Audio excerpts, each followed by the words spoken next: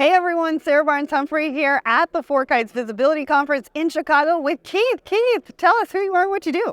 Hey, my name's Keith Moore. I'm the CEO of a company called AutoScheduler.AI, based out of Austin, Texas. Great. So how is the event going for you so far? What are some of the conversations that you're having? This has been a fantastic event. Lots of great folks, shippers, technologists. The FourKites team has been very welcoming to their home city of Chicago. For us, it's been a great opportunity to catch up with a lot of our customers, make sure that we have a good understanding of where the market is headed, what people are talking about, as well as making sure that we're positioning our company in the right way.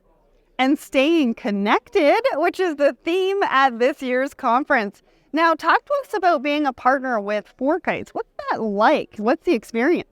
Yeah, watching FourKites grow over the past 5 years or so has been really interesting for me as a partner. Because what I do, and particularly what we do at AutoScheduler, is very execution forward. So we're focused primarily in warehousing. And so with FourKites and their original challenge of tackling visibility, the real-time transportation visibility platform, and then evolving that into inventory visibility, eventually warehousing visibility.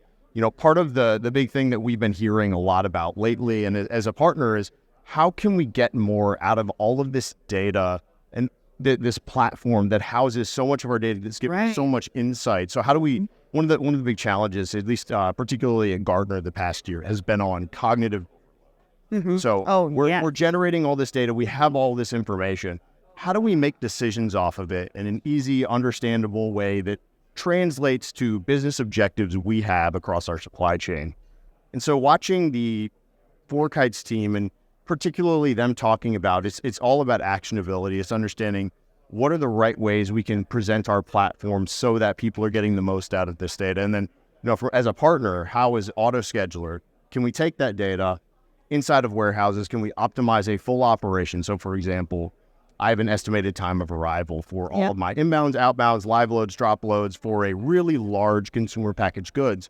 We have customers now today that are actually pulling the CTA data and completely optimizing and automating their warehouse decisions based on when trailers are going to arrive. And nobody touches a thing. This is completely automated. How can we translate these FourKites generated data into actionable decisions without people actually touching a screen or making a phone call? Amazing. Yeah. It's so incredible what is happening in this industry. So my last question to you, what is keeping your customers up at night? What is their biggest pain point right now? Oh my goodness.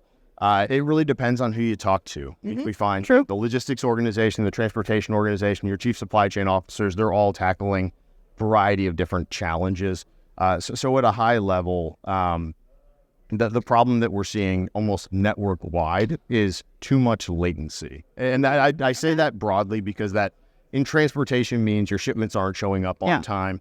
You have things that are supposed to arrive at Walmart and you're being charged massive OTIF penalties. You're not getting products on shelf. On a warehousing perspective, that means that we made a decision about how we wanted to run our network, and the warehouse isn't abiding by that because we're having people not showing up, and we're trying to understand what is the right way to ship on time and full out of that building so that I can make sure my truck is not late, so that I can make sure Walmart is not fine. And so being able to tackle that latency with all the data points available and understanding what decisions need to be made to do that is the thing that most of our customers are struggling. Wow.